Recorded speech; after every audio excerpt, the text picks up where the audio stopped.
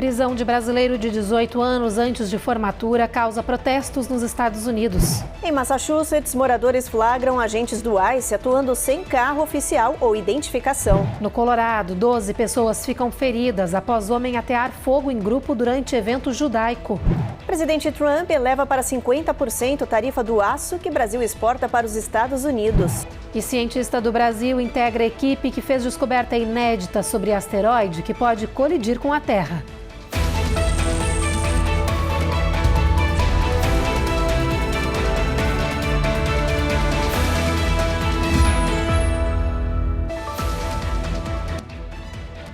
Olá, boa noite. Boa noite. A gente abre a edição de hoje com a história polêmica de um estudante brasileiro que foi preso pelo ICE em Milford, Massachusetts, um dia antes da formatura do colegial. A história chocou a comunidade e provocou intensos protestos na região. Marcelo Gomes, que tem 18 anos, vive nos Estados Unidos desde que tinha 5 anos de idade. Mais de 500 pessoas cercaram a prefeitura de Milford para pedir a libertação do jovem brasileiro de 18 anos. Marcelo Gomes foi preso no final de semana a caminho do treino de vôlei da escola. Agentes do ICE pararam o carro e levaram o adolescente. Iago Sampaio estava junto com ele e disse que ele só não foi preso por causa da idade. Ele tem 15 anos. Se eu fosse um ano mais velho, estaria no banco de trás do carro com meu amigo, disse Iago. A família disse que Marcelo estava no lugar errado, na hora errada e que foi preso por engano, que o ICE procurava por outra pessoa. No, they looking for somebody else. O adolescente migrou para os Estados Unidos junto com a família quando tinha 5 anos de idade. O caso repercutiu na imprensa americana e causou comoção na comunidade, já que no dia seguinte seria a formatura do jovem na high school. Até a governadora Maura Hillen se sensibilizou com o caso e cobrou em nota respostas do ICE. Este homem que participava da manifestação disse que Marcelo era um aluno exemplar e não uma ameaça à lei. Muitos jovens marcharam da formatura direto para a prefeitura para cobrar por respostas. Emocionadas, essas alunas disseram que Marcelo era como um irmão, como um coração imenso e concluiu: ele nunca fez nada, então não entendo por que estamos passando por isso, especialmente no dia em que nos formamos. Há informações de que a família de Marcelo estaria nos Estados Unidos de forma ilegal, sem documentos. Advogados estão analisando o caso. Também em Massachusetts, moradores confrontaram supostos agentes do ICE que estavam realizando batidas nas ruas sem identificação. O incidente aconteceu em Great Barrington, uma cidade no oeste do estado, e uma mulher começou a filmar os homens. Eles usavam roupas parecidas com as reais, mas estavam em carros descaracterizados. O grupo pediu que eles mostrassem uma identificação, mas esses agentes que haviam acabado de deter um homem se recusaram. Disseram que não são obrigados a fazer isso. A moradora que registrou o flagrante disse que os homens relataram estar prendendo o imigrante colombiano por dirigir embriagado. Mas esse homem nem carro tem, anda pela região de bicicleta. O ICE não comentou essa ação dos agentes sem identificação ou carro oficial. Um novo levantamento apontou que a briga de Donald Trump com estudantes internacionais e universidades pode afetar não apenas o sistema educacional, mas também a economia norte-americana. É que os estudantes internacionais movimentam diversos setores do país, ajudam a criar empregos e contribuem com 40 bilhões de dólares. Os brasileiros são um dos grupos que podem sofrer com essas novas medidas da Casa Branca, que agora suspendeu temporariamente o agendamento de entrevistas para vistos de estudantes estrangeiros. Cenas como esta podem estar com os dias contados. A nova medida do governo Trump de suspender temporariamente os vistos para adotar critérios mais rigorosos deve afetar a vida de mais de 1 milhão de estudantes internacionais, entre eles os brasileiros. Grandes agências de intercâmbio já começaram a sentir o impacto dessa notícia. Desde que foi publicado ou tomada essa medida, os estudantes nossos começaram a tirar um pouco o pé do acelerador, porque gerou uma incerteza muito grande, e além da incerteza agora, está gerando um medo muito grande. A gente não sabe ainda o que vai acontecer. A gente entende que é um mercado para os Estados Unidos muito grande, São 48 bilhões de dólares que essa indústria gera para os Estados Unidos e não é uma coisa tão fácil deles abrirem mão. Entre os 10 países que mais enviam alunos para os Estados Unidos está o Brasil. Hoje, são cerca de 17 mil estudantes em cursos superiores. Isso significa 1,5% do total de universitários internacionais. Se adicionarmos os intercâmbios de alunos do segundo grau, de línguas e de cursos de curta duração, esse número triplica. Mas muitos brasileiros que já têm o visto ou que já vivem no país agora estão com medo. Existe um temor aí de não só dos alunos que estão se preparando para o próximo semestre, que encontram aí a impossibilidade da emissão de visto, mas também dos alunos que já foram, né, e que estão hoje nos Estados Unidos, cursando universidade, e que se perguntam como é que vão ficar os seus vistos, né? Se vai haver aí mais alguma política imigratória alterada em relação aos vistos de estudantes já emitidos anteriormente. Também tem aqueles alunos que já fizeram as entrevistas nos consulados pelo mundo e que estão aí se perguntando se vão ou não receber os seus vistos. Em vez dos Estados Unidos, os brasileiros agora estão buscando como destino países da Europa, Canadá e até a Oceania. Se isso virar uma tendência mundial permanente, o impacto não será apenas no setor de educação, mas também na economia norte-americana, já que os estudantes internacionais movimentam cerca de 50 bilhões de dólares por ano aqui no país. E mesmo que as coisas voltem ao normal, a gente tem casos aqui no STB que a gente diz, vamos esperar um pouquinho, a pessoa, não quero mais ir para os Estados Unidos, agora eu quero ir para o Canadá.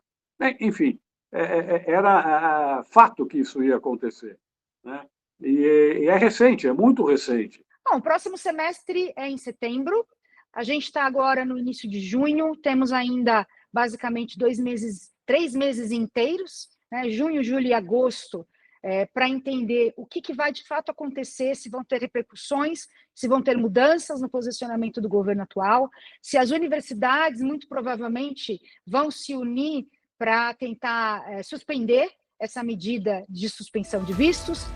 A seguir, final de semana é marcado por violência e tiroteios em diversos estados do país. Só no Colorado, pelo menos 12 pessoas ficaram feridas após um homem atear fogo em um grupo durante um evento judaico.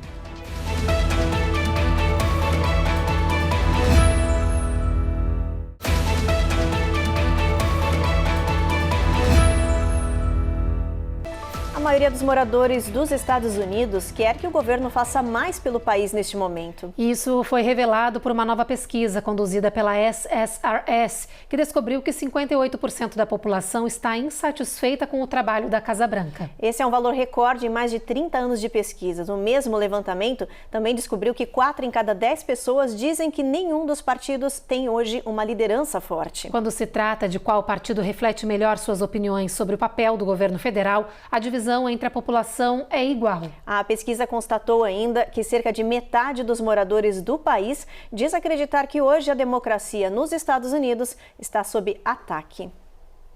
E um dos problemas que preocupa é o aumento da violência. Esse final de semana foi de recorde de casos de ataques, como você vê agora no nosso giro de flagrantes.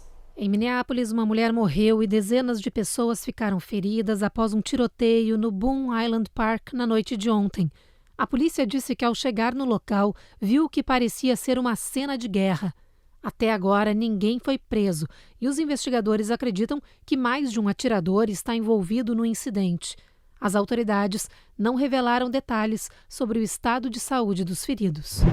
Em Salem, no Oregon, a polícia está investigando o caso de um esfaqueamento em série após um homem invadir um abrigo no centro da cidade usando uma máscara. Testemunhas dizem que ele entrou no local em completo descontrole e começou a desferir golpes por onde passava. Ao menos 11 pessoas ficaram feridas, muitas delas com gravidade. A polícia disse que prendeu um suspeito, mas não revelou a identidade dele ou detalhes sobre o caso, que segue sendo investigado. Na Virgínia, um jovem de 18 anos foi baleado e morto na rodovia interestadual 64 na madrugada de domingo. A polícia local confirmou que aconteceu um tiroteio em plena estrada, mas ainda não foi possível identificar exatamente de onde partiram os disparos. 2 outras pessoas que estavam no mesmo carro que o adolescente não se feriram. E até agora, ninguém foi preso em conexão com esse crime. E no Colorado, pelo menos 12 pessoas ficaram feridas no que as autoridades estão chamando de ataque antissemita no domingo. O suspeito foi preso. Segundo o FBI, ele planejou o ataque terrorista por um ano e ontem usou lança-chamas para incendiar pessoas. O grupo estava em um evento de apoio aos reféns israelenses em Gaza. Entre as vítimas que ficaram feridas está um sobrevivente do Holocausto. This has really inflicted a lot of fear in the Jewish community at large, the pro-Israel community. A comunidade de Boulder, no Colorado, está em choque após um homem atear fogo em várias pessoas em um evento da comunidade judaica. Era uma reunião semanal de apoio aos reféns israelenses em Gaza. Witnesses are reporting that the subject used a makeshift flamethrower and threw an incendiary device into the crowd. De acordo com o FBI, o homem gritou "Libertem a Palestina" durante o ataque. Testemunhas descreveram a cena como caótica, com a população correndo com água para ajudar as vítimas a apagar as chamas do corpo. O caso está sendo investigado como um ataque terrorista. O suspeito, que foi preso no local, foi identificado como Mohamed Sabri Soliman, de 45 anos. Ele é cidadão egípcio e entrou nos Estados Unidos com um visto de não imigrante que expirou há 2 anos. O procurador do condado de Boulder disse que o agressor será acusado nos próximos dias, provavelmente por crime federal. As vítimas do ataque têm entre 52 e 88 anos. Sadly, attacks like this are becoming too common across the country. This is an example of how perpetrators of violence continue to threaten communities across our nation. No Oriente Médio, Hamas recusou o acordo de paz proposto pelos Estados Unidos. Em resposta, Israel intensificou os bombardeios aéreos na faixa de Gaza. As últimas informações da guerra você acompanha agora com Vitor Larregina. O exército de Israel expandiu as operações militares por terra na faixa de Gaza depois de um final de semana que o grupo terrorista Hamas recusou vários pontos de um acordo de cessar-fogo proposto pelos Estados Unidos. Os extremistas pediram mudanças no texto. Mas agora os mediadores do Egito e do Catar pressionam o Hamas para aceitar a proposta americana, que estabelece uma trégua temporária e a libertação de reféns. Hoje, o exército israelense divulgou imagens feitas por drones que mostram homens atirando contra a população, que se aglomerava próximo a um dos centros de ajuda humanitária em Khan Yunis, em Gaza. O flagrante foi feito na manhã de domingo. Outro incidente aconteceu próximo ao centro de ajuda de Rafah.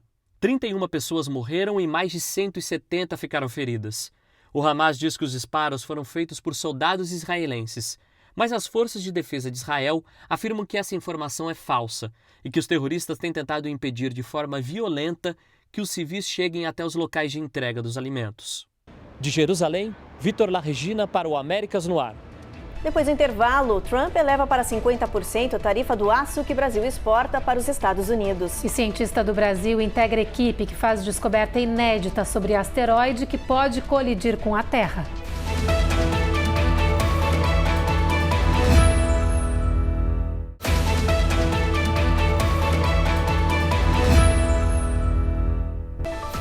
O presidente Donald Trump anunciou que o país dobrará a tarifa sobre importações de aço e alumínio. A antiga taxa de 25% vai subir para 50% a partir da próxima quarta-feira, afetando e muito negócios com o Brasil.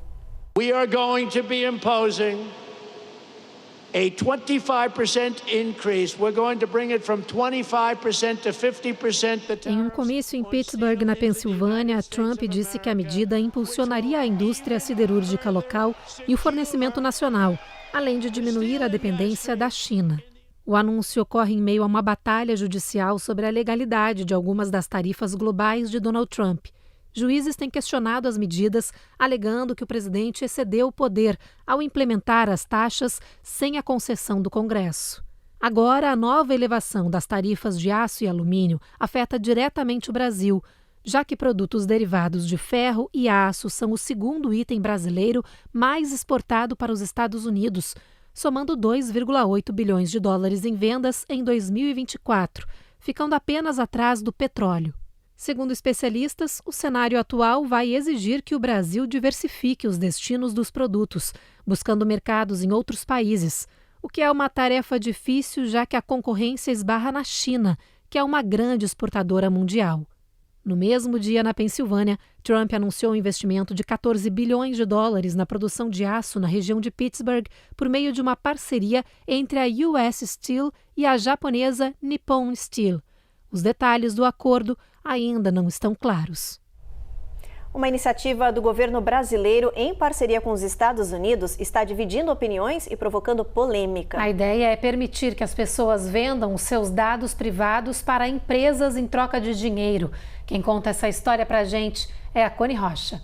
A iniciativa do governo brasileiro promete transformar um dos ativos mais valiosos da era digital em fonte de renda para a população, a venda de dados pessoais. A estatal DataPrev, responsável por gerenciar os dados de milhões de beneficiários da Previdência Social, anunciou o início de um projeto em parceria com a empresa norte-americana Drumwave, que pode permitir aos brasileiros venderem seus próprios dados ao setor comercial. O objetivo é colocar o controle dessas informações nas mãos dos próprios cidadãos, que poderão autorizar ou não o compartilhamento dos seus dados e ainda receber dinheiro por isso. O sistema vai funcionar de forma semelhante à de um banco de informações pessoais. O próprio interessado sinaliza quais dados planeja vender e para dar sequência à negociação com empresas privadas. Apesar de ainda estar em fase de testes, a iniciativa levanta discussões importantes sobre privacidade, segurança e o valor real dos nossos dados. O governo brasileiro afirma que as informações não serão usadas para identificar indivíduos, e sim para apontar tendências de mercado. Ainda assim, especialistas alertam para a necessidade de regras claras e garantias ao cidadão. Agora a gente fala de algo bastante preocupante. Um estudo internacional liderado por um cientista lá do Brasil fez uma nova descoberta. Ele encontrou asteroides que estão escondidos atrás do planeta Vênus e que podem atingir a Terra a qualquer momento. O estudo indica que 3 asteroides perigosos estão escondidos atrás do nosso vizinho mais próximo no sistema solar, Vênus. Essas rochas espaciais grandes compartilham a órbita do planeta e podem representar uma ameaça caso alterem sua trajetória em direção à Terra. A pesquisa, liderada por um cientista no Brasil, revelou que os 3 asteroides medem entre 100 e 400 metros de diâmetro. Eles não foram detectados antes porque ficam numa espécie de ponto cego do planeta Vênus, uma zona de sombra oculta pelo brilho intenso do Sol. O estudo aponta que se uma dessas rochas cair na Terra, poderia causar uma cratera superior a 3 quilômetros de largura, com impacto destrutivo equivalente ou superior à bomba nuclear que atingiu Hiroshima, no Japão, em 1945. O professor da Unesp, Valério Caburra, disse que já foram identificados 20 asteroides coorbitais em Vênus. Segundo ele, essas rochas são como dançarinas que se movem em sincronia com o planeta, enquanto ambos se movem ao redor do Sol. Mas ele declarou que suas trajetórias são instáveis e imprevisíveis e que precisam ser monitoradas. Neste ano a gente identificou 6 deles que podem se aproximar muito perigosamente da Terra, até distância de 5 por 10 a menos 4 são unidades astronômicas, que é bem menor que a distância entre a Terra e a Lua.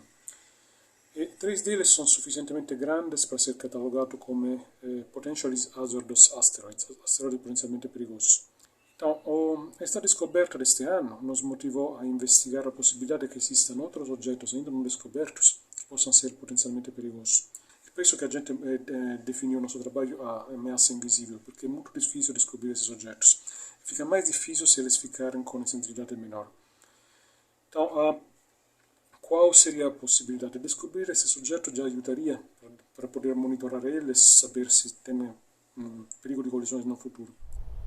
E atenção, amantes do espaço, a NASA lançou um concurso de designer para uma missão interplanetária que vai valer dinheiro. A ideia é desenvolver o próximo mascote de pelúcia que vai viajar para a Lua na missão Artemis 2. A competição está aberta para estudantes, especialistas e também interessados nesse tema. As inscrições para participar desse concurso ficam abertas até o dia 16 de junho no site da NASA. O autor do design selecionado para embarcar para a Lua vai receber cerca de R$7 mil.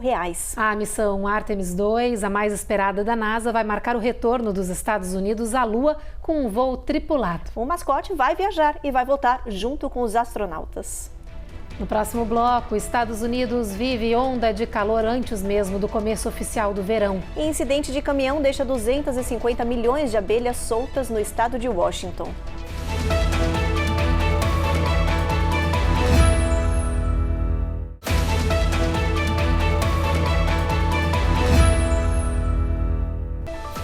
Começou neste final de semana a temporada de furacões no Atlântico. E embora não haja registros de tormentas no mar, há um alerta para intensas chuvas, ventos e granizo em partes da costa leste, centro e sul do país. Esse cenário já faz parte do chamado verão meteorológico. Mesmo sem ter iniciado oficialmente a estação, o país já começou a sentir os efeitos das ondas de calor extremo e da instabilidade do clima. O final de semana foi de calor escaldante em várias cidades de Nevada, com termômetros acima de 100 graus Fahrenheit. Wear sunscreen. As autoridades estão pedindo para as pessoas ficarem alerta com o calor sufocante e se hidratarem, usarem protetor solar e evitarem sair de casa nos horários de sol mais intenso no centro e oeste do país. Esse clima extremo é resultado do chamado verão meteorológico, que traz instabilidade e temperaturas elevadas nos Estados Unidos. Além do calor intenso, tempestades esporádicas devem atingir partes do centro, sul e leste do país. Será uma semana instável, com riscos de ventanias, tempestades e granizo para uma dúzia de estados, que vão do sudoeste de Wisconsin e oeste de Illinois até o norte do Texas. Essas formações esporádicas vão ser sentidas com mais intensidade, principalmente no Texas e Oklahoma, com riscos de tornados. Esse clima intenso pode piorar na quarta-feira. A orientação é acompanhar as previsões meteorológicas. Chegou a hora da previsão do tempo, então bora para o nosso telão. Olha só, amanhã previsão de mínima de 55 em Boston, em Norfolk mínima de 62. Previsão é de tempo encoberto em toda essa área do país. Na Flórida também não é diferente, sol entre nuvens, com máxima de 90 em Miami e máxima de 88 em New Orleans. Em Atlanta, a máxima fica em 85 graus. Em Houston, a gente tem máxima de 90 graus, apesar de ter sol entre nuvens aí nessa região. A 92 a gente vai ter em San Antônio, olha, mais calor ainda. E já chega a 95 graus de máxima em El Paso. Phoenix, 105 graus. Las Vegas, máxima de 100, muito calor, sol brilhando intenso nessa região. E São Francisco, tempo encoberto, com mínima de 58 graus, máxima de 70. Um acidente diferente aconteceu no condado de Whatcom, no estado de Washington. As autoridades alertaram a população depois que um caminhão que transportava 31 mil quilos de colmeias de abelhas vivas capotou. O acidente foi gravado por câmeras da rodovia onde tudo aconteceu. A cena é impressionante. O motorista não conseguiu vencer uma curva fechada, caiu em uma vala e a carga se soltou. A área ficou imediatamente agitada com um enxame de 250 milhões de abelhas. A estrada foi fechada e apicultores locais foram chamados para ajudar na situação. As autoridades disseram que não há risco à saúde pública e pediram que todos mantenham-se longe de grupos de abelhas, caso se deparem com um. Uma nova profissão surgiu no mercado e vem se destacando. Sabe qual é? Babá de plantas, gente. Tem algumas pessoas ganhando até $50 por hora com essa nova e popular tendência. Estudos apontam que o mercado de plantas domésticas cresceu mais de 70% nos últimos 2 anos nos Estados Unidos, principalmente entre os 47% dos casais que não têm filhos no país. A maioria deles está escolhendo ter plantas dentro de casa por vários motivos: estética, purificação do ar, conexão com a natureza, saúde mental.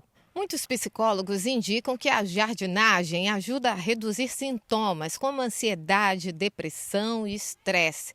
Ela também ajuda a melhorar o ambiente em meio à vida urbana, trazendo um senso de propósito, tranquilidade. Serve também de terapia e aumenta a produtividade. Por isso, o vínculo das pessoas com suas plantas tem se tornado tão forte nos últimos anos que favorecem uma nova profissão: babá de plantas. O trabalho desses novos profissionais consiste em visitar as casas dos proprietários, regar, podar e garantir que as plantas permaneçam saudáveis enquanto os donos estiverem viajando.